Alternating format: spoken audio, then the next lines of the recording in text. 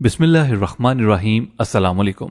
खवातीन हज़रात, इल्यूमिनाटी नामी खुफिया तंजीम से आप सब वाकिफ होंगे।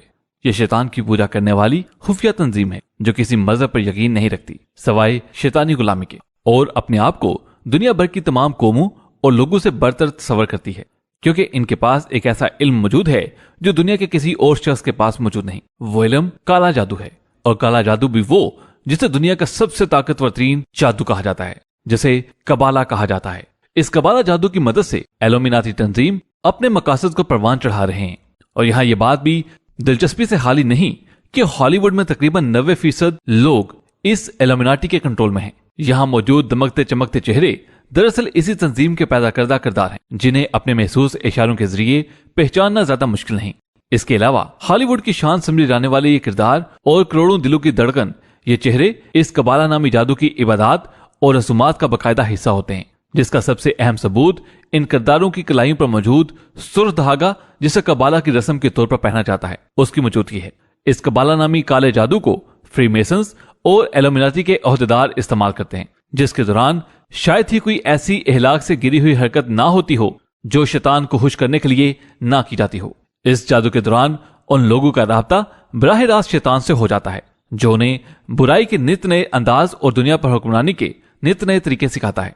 इसी जादू के जरिए ये इल्यूमिनाटी अपने कारिंदों को कामयाबी दिलवाते हैं। लोग इन पुरस्कारों को देखकर उनके सहर में मुब्तला हो जाते हैं, उनकी हर हरकत को फैशन समझकर अपनाते हैं और उन्हीं की तरह मशहूर होना और पैसा कमाना चाहते हैं, यानी खुद गर्ज बनना चाहते हैं। और यहीं से इल्यूमिनाटी अपने मकासद पूरे करती है। मगर सवाल यह पैदा होता है कि ये कबाला नामी जादू है क्या? दरअसल कबाला नामी ये जादू शैतानियत और सफलियात से मुतल्लिक है, जो कीमियाई, जादुई, बरकियाती लहरों या हैप्नोटिज्म के जरिए दिमाग और उसकी सोचों को कंट्रोल करता है। इसी की बदौलत शैतान अपने पुजारियों को दुनिया को गुमराह करने और उन पर हुक्मरानी करने के नित नए हरबे समझाता है, जिसको अपनाकर ये लोग दौलत, शोहरत और हुक्मरानी के ख्वाब को पूरा कर चुके हैं। मगर सवाल ये पैदा होता है कि आखिर इस कबाला नामी जादू की शुरुआत कब और कहां से हुई? खवातीन हज़रात, आज की वीडियो में हम आपको इसी कबाला जादू के बारे में तफसील से आगाह करेंगे। खवातीन हज़रात, अगर हम तारीख का जायजा लें तो यह हकीकत हम पर अयां होती है कि शैतानी ताकतों और अमलियात पर यकीन रखने और उन पर अमल करने में बनी इसराइल कौम अपना सानी नहीं रखती। हजरत याकूब अलैहिस्सलाम का लकब इसराइल था, और आप ही की कौम को बनी इसराइल कहा जाता है, जो मौजूदा फलस्तीन में आबाद थी। हजरत याकूब अलैहिस्सलाम के बेटे और अल्लाह ताला के पैगंबर हजरत यूसुफ अलैहिस्सलाम थे, जिनका किस्सा यकीनन हर मुसलमान जानता है कि कैसे उनके सौतेले भाइयों ने हसद की बिना पर उनको कुएं में डाल दिया। मगर मसलहत खुदाबंदी से आप बच गए और मिस्र जाने वाले एक काफिले ने आपको मिस्र पहुंचा दिया। यहाँ आपको अल्लाह ताला ने मिस्र की हुक्मरानी अता फरमाई। आपने अपने तमाम रिश्तेदारों यानी बनी इसराइल को मिस्र बुला लिया और ये लोग यहाँ आकर आबाद हो गए। इस दौरान बनी इसराइल जादू और इस तरह के सफली अमल से न वाकिफ थे। मिस्र उस दौर में जादू पर कमाल रखता था।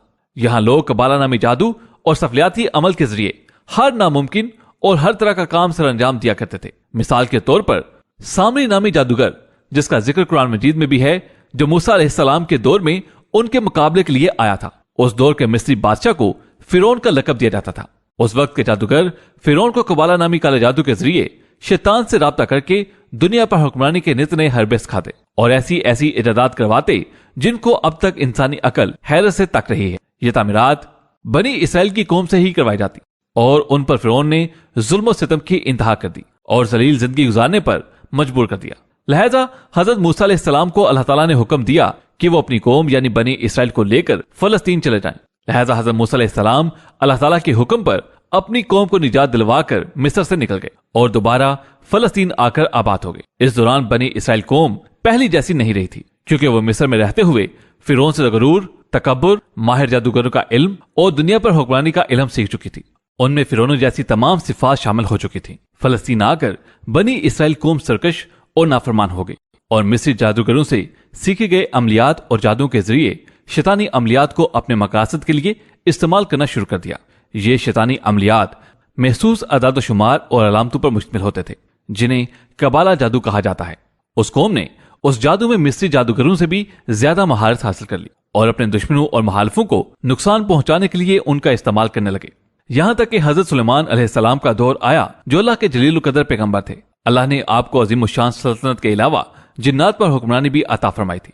हजरत सुलेमान अलैहिस्सलाम की वफात के बाद बनी इसराइल के यहूदियों ने मुसलमानों को वर्गलाना और बहकाना शुरू कर दिया और उन्हें बताया कि नौज़बिल्लाह हजरत सुलेमान अलैहिस्सलाम के पास काले जादू की हिकमत मौजूद थी जिससे आप जिन्नात को कंट्रोल करते थे। लिहाजा उन लोगों ने बनी इसराइल की चाल और गुमराहकुन बातों में आकर कबाला नामी काले जादू को रूहानियत के तौर पर सीखना शुरू कर दिया। यहां तक कि जादू की किताबों को हैकले सुलेमानी में मुकद्दस किताबों का दर्जा देकर रख दिया गया। लिहाजा उस कौम पर अल्लाह का अजाब नाज़िल हुआ और हैकले सुलेमानी पर 2 मरतबा हमला हुआ। पहला हमला बख्त नसर और दूसरा हमला टाइटस नामी बादशाह ने किया और हैकले सुलेमानी को मुकम्मल तौर पर तबाह करके रख दिया और यहां मौजूद 1.5 लाख यहूदियों या बनी इसराइल को भी कत्ल कर दिया गया। यूं यह बनी इसराइल पूरे कुरा अर्ज पर हिजरत करके फैल गई। दोनों हैकले सुलेमानी पर हमलों के दौरान जादू की सब किताबें हैकले सुलेमानी के मलबे तले दबके रह गईं।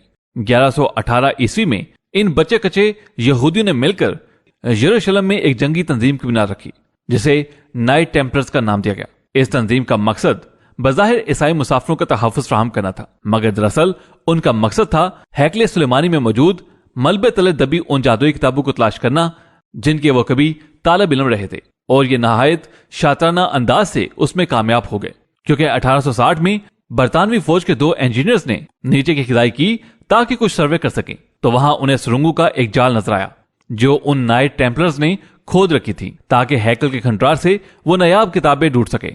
लिहाजा ये नायाब और जादुई असरात किताबें हासिल करने में कामयाब हो गए जिनमें काले जादू और पुरस्कार रसूमात से मुतल्लिक तमाम इल्म मौजूद था। इन सब किताबों को हासिल करके उनकी गैर मामूली ताकतों का फायदा उठाकर दुनिया पर हुक्मरानी करना इन नाइट टेम्पलर्स का मकसद था। ये लोग ईसाइयों के साथ मिलकर सलीबी जंगें भी लड़े और बज़ाहिर खुद को उन्हीं का हिस्सा यानी ईसाई जाहिर करके दुनिया पर हुक्मरानी के ख्वाब देखते रहे, मगर सलाहुद्दीन अयूबी जैसे अजीम हुक्मरान के होते हुए उनकी जिंदगी के अंदर ये नापाक अजाइम पूरे ना हो सके। ख़वातीन हज़रात, आपको ये बात पता होनी चाहिए कि ईसाई और यहूदी एक दूसरे के मजहबी दुश्मन हैं, क्योंकि ईसाई लोगों का अकीदा है कि नाउज़ बिल्लाह यहूदियों ने ही हजरत ईसा अलैहिस्सलाम को सूली पर लटकाया था। लिहाजा ईसाइयों को उन नाइट टेम्पलर्स के यहूदी होने का यकीन हुआ तो उनको कत्ल करना शुरू कर दिया। मजबूर होकर यहूदी लोग स्कॉटलैंड हिजरत कर गए और वहां से अपना असर रसूख पूरे बरतानिया तक फैला दिया। यहां उन नाइट टेम्पलर्स यहूदियों ने लोगों को ताकत और दौलत के सुहाने बाग दिखाना शुरू कर दिए, क्योंकि वो लोगों पर हुक्मरानी करने और उनकी नफ्सियात से खेलने के तमाम गुर जान चुके थे।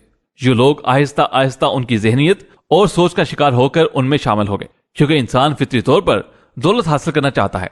और यूं ये तंजीम पूरी तेजी से फैलने लगी।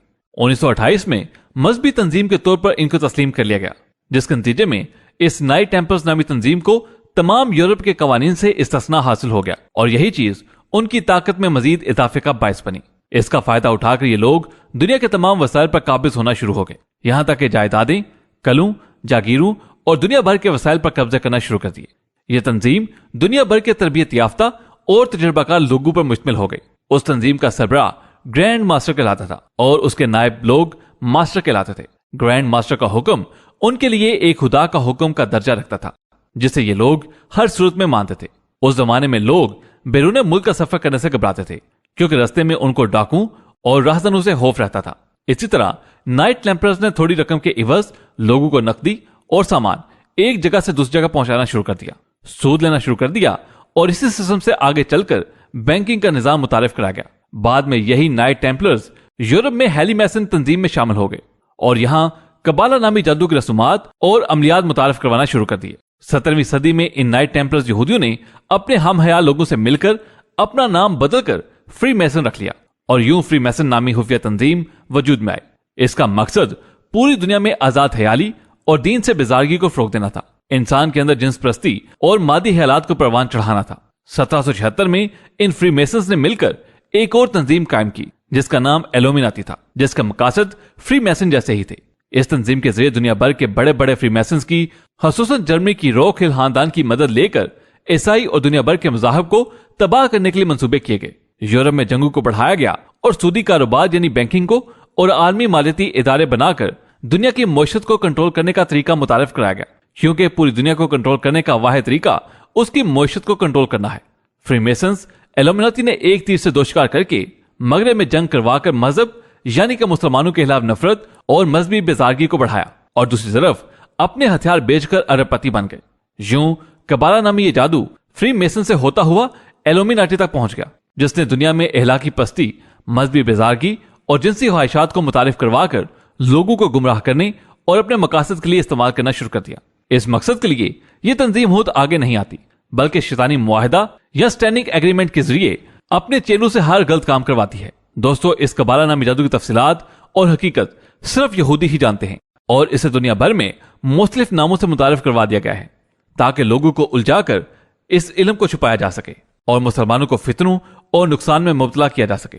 जबकि हम मुसलमानों का हाल यह है कि हम कुरान और हदीस से दूर हो चुके हैं, जबकि दुश्मन के इन हथकंडों का हल कुरान और हदीस में मौजूद है। मगर हमारी जहनी गुलामी और पस्ती का आलम यह है कि दुनिया में रूनुमा होने वाले वाकयात को सिर्फ उसी नजर से देखते हैं जैसा इस्लाम के दुश्मन हमें दिखाना चाहते हैं। यही वजह है कि हम गुमराही की तरफ बढ़ते जा रहे हैं। यही वो दिमागी नफ्सियात और नत नए हरबे हैं जो कबाला नामी जादू के दौरान सिखाए जाते हैं, जिन्हें आजमा कर वो आज अरूज कमाल पर हैं।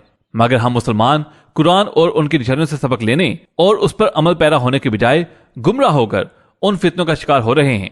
मगर दोस्तों, हर कमाल को एक दिन जवाल जरूर है। बहुत जल्द ये सब फितने अपने इख्तिताम को पहुंचने वाले हैं और एक नई उम्मीद की किरण दुनिया पर नाजल होने वाली है, जो इन तमाम ताकतों के लिए डरावना ख्वाब साबित होगी। और वो अल्लाह की तरफ से भेजा गया मसीहा होगा, जो दोबारा उम्मत को मुत्तहिद करके खुदा का रास्ता समझाएगा और कुफ्र, शिर्क और शैतानी ताकतों को नीस्तो नाबूद कर देगा। अल्लाह ताला हमारे ईमान की हिफाजत करे और हमें दीन की सूझबूझ और उस पर अमल करने की तौफीक अता फरमाए। आमीन सुम आमीन। ख़वातीन हज़रात, अगर आपको ये वीडियो पसंद आई है तो इसको ज्यादा से ज्यादा शेयर करना अपने लिए फर्ज कर लीजिए, ताकि हम मुसलमानों को वो शऊर हासिल हो सके जिसका नॉलेज हर मुसलमान को होना चाहिए। नहीं, हमारे चैनल को सब्सक्राइब कर लीजिए ताकि ऐसी ही मालूमाती वीडियोस आपको आइंदा भी मिलती रहें। आपसे मुलाकात होगी अगली वीडियो में। तब तक अपना बहुत सा ख्याल रखिएगा। अल्लाह हाफिज।